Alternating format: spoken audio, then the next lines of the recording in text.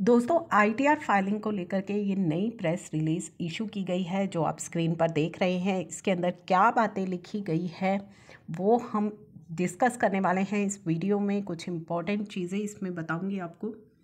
तो इसमें बताया गया है कि सीनियर ऑफिसर्स जो हैं मिनिस्ट्री ऑफ फाइनेंस के हेडेड बाय सेक्रेटरी रेवेन्यू की इन्फोसिस के साथ मीटिंग थी with Infosys head Infosys on 16 December 2021 on the preparedness of the e-filing website during the peak filing period। तो पीक फाइलिंग पीरियड चल रहा है क्योंकि आप सभी को पता है 31 दिसंबर आईटीआर फाइलिंग की लास्ट डेट है। As briefed by the Infosys का कहना है steps taken in this regard include argumentation of the technical infrastructure and setting up of dedicated war room to monitor the performance on the portal. Infosys assured about the preparedness to ensure smooth filing season to instill confidence among the taxpayers। तो इन्फोसिस ने assure किया है smooth filing के लिए। As on 15 दिसंबर कितनी ITR file हो चुकी है नए पोर्टल पर वो बताया गया है।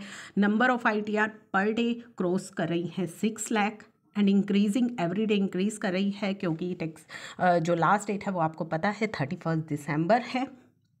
ये जो डेटा है वो इनके द्वारा शेयर किया गया है। अब इसमें कितना एक्यूरेट है नाउ इन्होंने अब बताया है आगे कि it is encouraging to note that 3.11 crore return have been e verify हो चुकी हैं out of which 2.69 crore Aadhaar OTP के द्वारा ई वेरीफाई की गई है। And process of e verification through Aadhaar OTP and other method is important for department to commence processing of ITR and to issue the refund।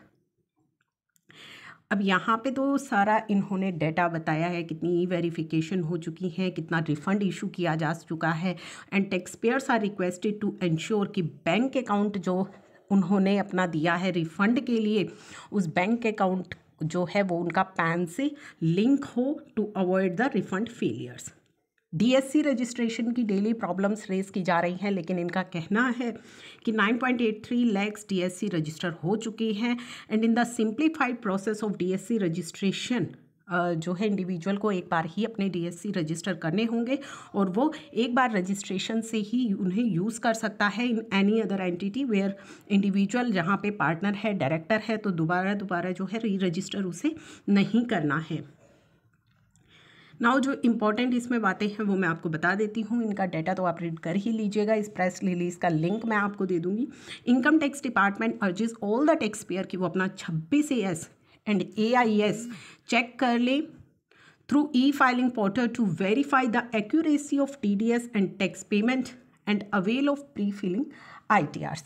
यानी कि वो अपना AIS और जो 26AS है उसको चेक करके ही अपनी ITR की फाइलिंग करें।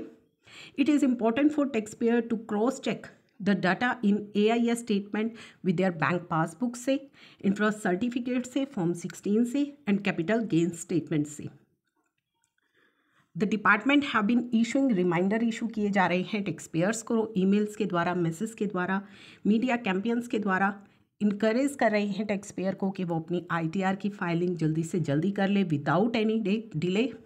The directorate of system is organizing webinars organize कर रहे हैं for front line officials of the department to assist करें जो कि टैक्स पेयर्स को उनकी ITR फाइलिंग में। तो ये इस प्रेस रिलीज के अंदर बताया गया है। All tax payer who are yet to file their ITRs are requested to file कर ले अपनी रिटर्न को एज अर्लीएस्ट। तो इस प्रेस रिलीज में भी टैक्स पेयर्स को कहा जा रहा है कि इन्फोसिस के साथ मीटिंग हुई है और इन्फोसिस ने अश्योर भी किया है स्मूथ फाइलिंग के लिए। लेकिन ITR फाइलिंग के लिए जो डेट है वो भी इस प्रेस रिलीज़ में 31 दिसंबर 2021 ही है। ITR फाइलिंग की इतनी प्रॉब्लम्स के बावजूद भी टैक्स पेयर्स को यहाँ पे रिक्वेस्ट की गई है कि वो अपनी ITR को फाइल करें इंस्टेड ऑफ कि आज उन्हें due date extension notification issue कर देने चाहिए थे क्योंकि जितनी लेट नोटिफिकेशंस होंगे उतना ही पैनिक होगा, उतना ही एरर हो सकती है फाइलिंग में। ये प्रेस रिलीज़ आई है, इसमें उन्होंने अपना डेटा शेयर किया है कि कितनी ITRs फाइल हो चुकी हैं।